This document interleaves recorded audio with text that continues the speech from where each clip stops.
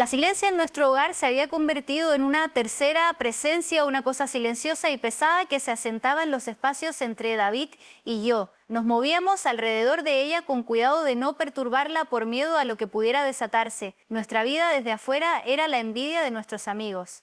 La casa era hermosa, los niños estaban prosperando y la carrera de David había llegado a un punto en el que la preocupación financiera era un fantasma de un pasado distante, pero por dentro me estaba ahogando en un mar de tranquila satisfacción. Esa es la trampa, ¿ves? Nadie sospecha que eres infeliz cuando tu vida se ve tan perfecta.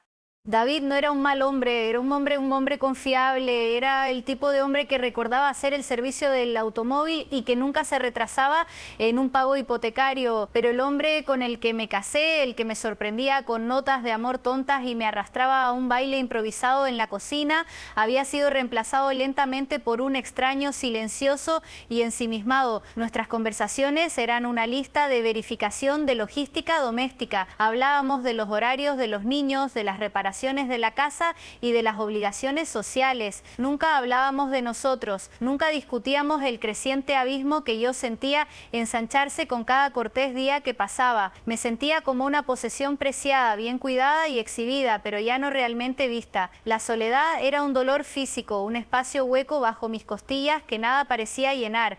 Ser voluntaria en la galería de arte comenzó como un intento desesperado de encontrar una parte de mí que existiera fuera de ser esposa y madre.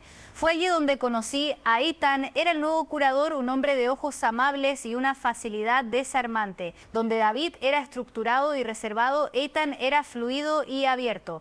Él notaba el mundo de una manera que yo había olvidado. Él me notaba a mí. Comenzó con conversaciones sobre arte, sobre la luz y la composición y la emoción detrás de un trazo de pincel. Luego evolucionó a conversaciones sobre libros, sueños y las silenciosas decepciones de la vida. Me hacía preguntas que David no hacía en años. ¿Qué piensas, Sara? ¿Cómo te hace sentir? Escuchaba mis respuestas como si importaran. Me dije a mí misma que era solo una amistad, una conexión inofensiva para estimular una mente que había sido abandonada. Pero las mentiras empezaron pequeñas, me quedaba 15 minutos más después de mi turno. Mencionaba una larga reunión de galería para justificar un café con Ethan. Cada pequeño engaño enviaba un escalofrío a través de mí. Una chispa culpable que me hacía sentir viva por primera vez en años. Estaba creando un mundo secreto y en ese mundo yo era solo Sara, no la mamá de Liam y Sophie, no la esposa de David. La culpa era una compañera constante, pero era eclipsada por la necesidad adictiva de sentirme valorada, de sentirme interesante. El cambio de una conexión emocional a algo más tangible fue gradual, casi inevitable. No fue un salto apasionado e imprudente, fue una lenta y silenciosa rendición, un toque en la mano que duró un segundo demasiado, una reunión que accidentalmente se convirtió en almuerzo, luego un almuerzo que accidentalmente se convirtió en un paseo por el parque. Sabía que estaba cruzando una línea desde la cual no habría retorno, pero la atracción era demasiado fuerte. El affair se convirtió en mi vida secreta, una existencia paralela donde no estaba sola. Me convertí en una experta mentirosa, desarrollando coartadas elaboradas con una habilidad que me sorprendía. Tenía una cuenta de correo separada, una aplicación de mensajería oculta. Vivía con un miedo constante a ser descubierta, pero ese miedo era parte de la adicción. Fue alrededor de este tiempo cuando percibí por primera vez un cambio en David, sutil, casi imperceptible. Comenzó a hacer más preguntas sobre mis días en la galería, no preguntas acusatorias, sino interesadas. ¿En qué exposición estás trabajando ahora? ¿Quién más es voluntario los martes? Al principio me sentí halagada pensando que quizá mi nueva felicidad estaba despertando un renovado interés en mí, pero había una cualidad clínica en su curiosidad. Parecía menos interés y más investigación. Una noche llegué a casa sonrojada y unos minutos tarde, después de ver a Ethan, David estaba en la sala leyendo. Alzó la mirada por encima de sus gafas, su expresión indescifrable. «¿Buen día?», preguntó, su voz neutral. «Sí, ocupado», dije, mi corazón golpeando violentamente. «Estuvimos enmarcando las nuevas piezas para la colección moderna. El tiempo se me fue».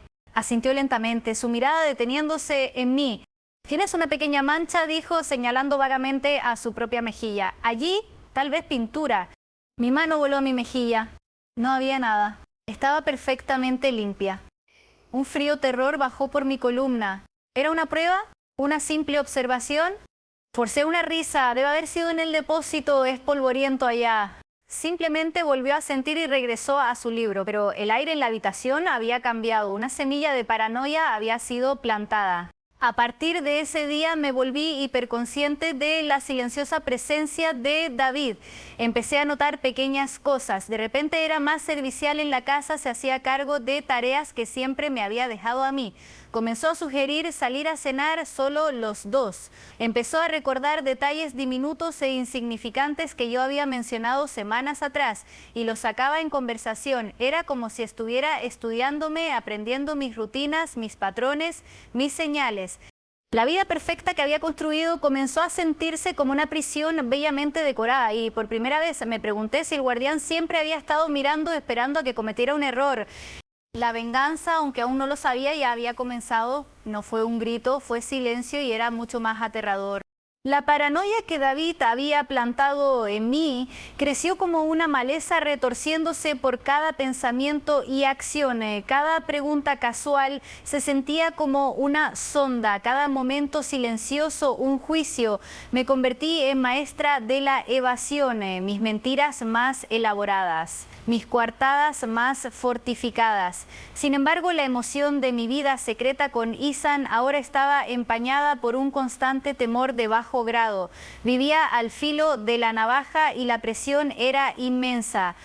Mientras tanto, David continuó su transformación en el esposo modelo. Era atento, servicial y participativo. Comenzó a planear una escapada sorpresa de fin de semana por nuestro aniversario. 15 años es un hito, Sara dijo una noche en la cena con una sonrisa que no terminaba de llegar a sus ojos. Reservé una acogedora cabaña junto al lago como solíamos amar. Pensé que nos vendría bien algo de tiempo para reconectarnos.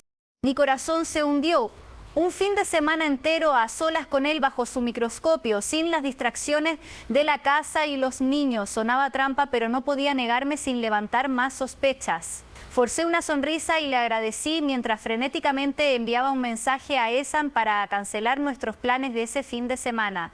El fin de semana llegó con una quietud ominosa. La cabaña era hermosa, pintoresca, de una forma que parecía burla de nuestra tensa relación. El primer día fue inquietantemente agradable. Caminamos junto al lago, cocinamos juntos, incluso jugamos un juego de mesa. David estaba encantador, conversador y aparentemente genuino. Habló de su trabajo, sus esperanzas para el futuro de los niños e incluso compartió historias divertidas de su pasado.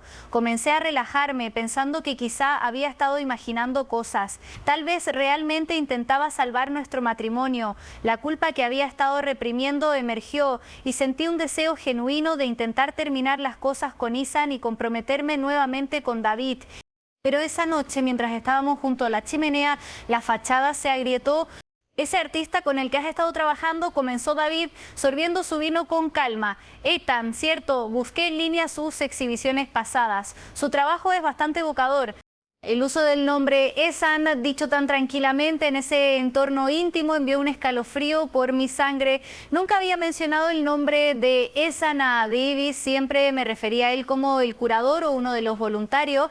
Sí, lo es, logré murmurar. Tiene una perspectiva única sobre la luz y la sombra, continuó David, como si hablara del clima, casi como si estuviera capturando un mundo secreto, ¿no crees? Solo pude asentir, mi mente corriendo. ¿Cómo lo sabía? Había ido al sitio web de la galería. Era posible, pero su tono se sentía cargado, intencional. Me estaba dejando saber qué sabía. El resto del fin de semana fue una tortura de conversación cortés y acusaciones silenciosas. Era una prisionera en una jaula hermosa y David tenía la llave. Cuando regresamos a casa, la tensión en la casa era palpable. Unos días después, David se acercó con su tablet en la mano. Su expresión era grave pero controlada.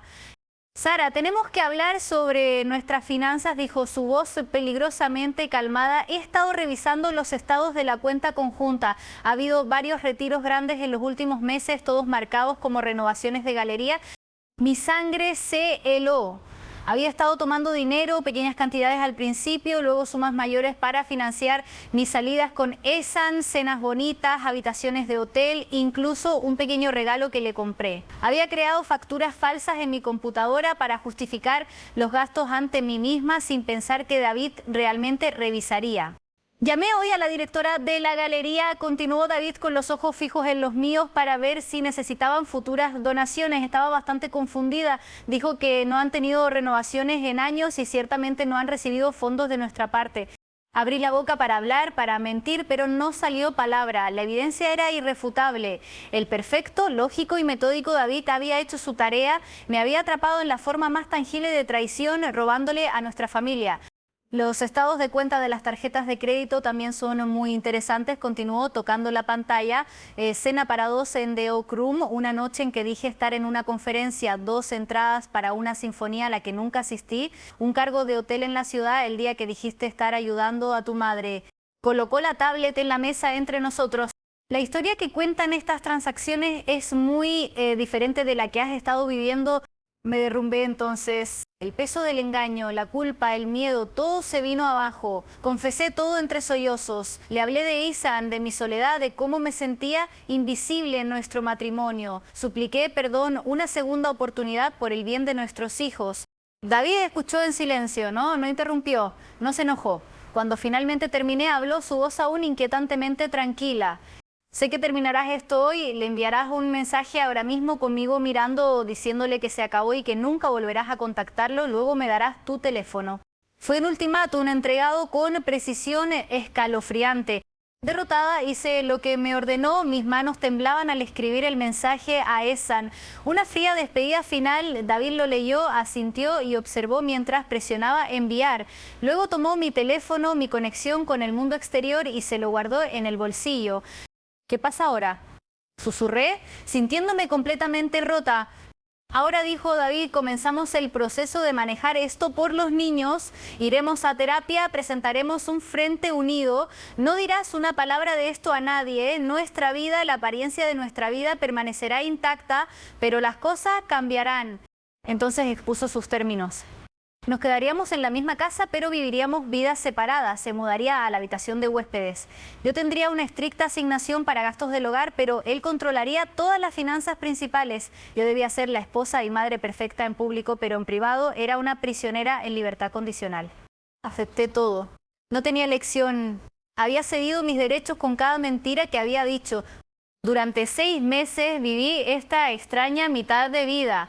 Era un fantasma en mi propio hogar interpretando el papel de esposa feliz para nuestros hijos y amigos, retirándome luego al silencio de mi habitación que se sentía más como una celda.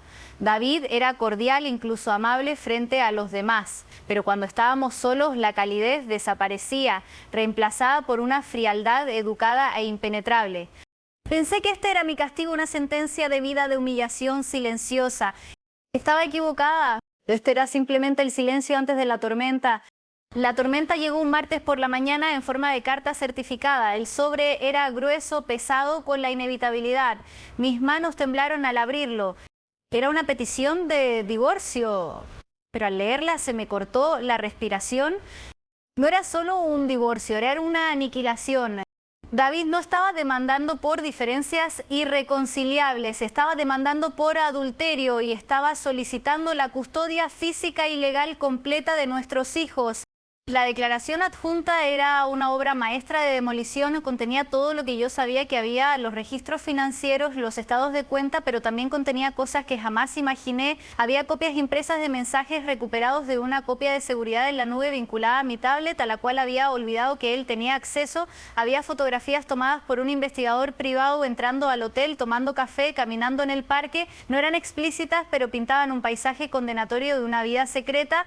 El golpe más devastador, sin embargo, fue una serie de intercambios de correos electrónicos. David había creado una cuenta falsa, haciéndose pasar por mí.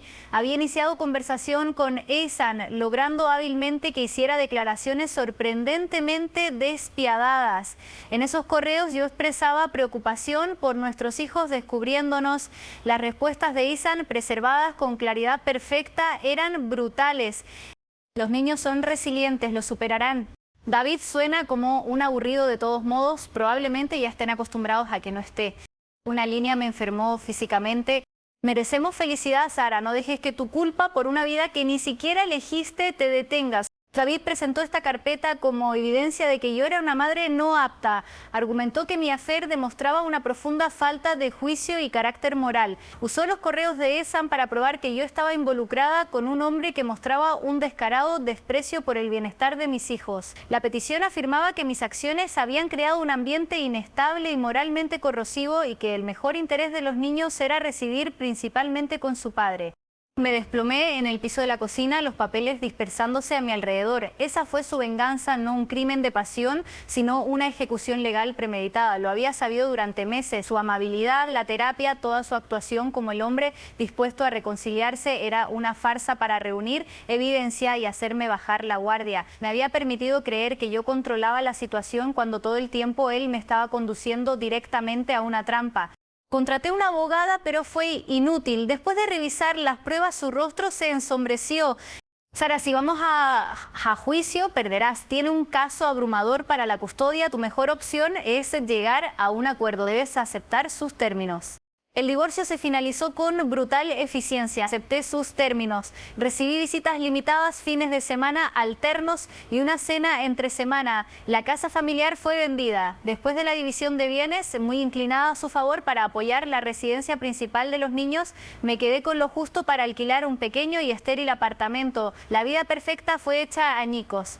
El giro final del cuchillo fue su silencio. David nunca habló mal de mí a los niños, nunca levantó la voz. De hecho, se convirtió en el padre que siempre quise que fuera: participativo, presente, divertido. Entrena el equipo de fútbol de Liam, ayuda a Sophie con sus proyectos de ciencias. Tienen una nueva casa más grande y parecen genuinamente felices. Mi castigo no fue verlos sufrir, fue verlos prosperar sin mí. Vivo con las consecuencias de mis decisiones todos los días. La soledad que una vez sentí en mi matrimonio es una sombra pálida comparada con el vacío hueco de mi apartamento en las largas noches silenciosas cuando mis hijos no están conmigo. Pensé que estaba buscando conexión, buscando al yo que había perdido. En mi egoísmo destruí los cimientos de mi vida. La venganza de David fue perfecta. No solo tomó mi familia ni mi dinero, me dio la libertad que creí querer. Y se aseguró de que dentro de esa libertad yo quedara para siempre prisionera del fantasma de la vida que arrojé. Él está viviendo el final feliz y yo estoy cumpliendo cadena perpetua.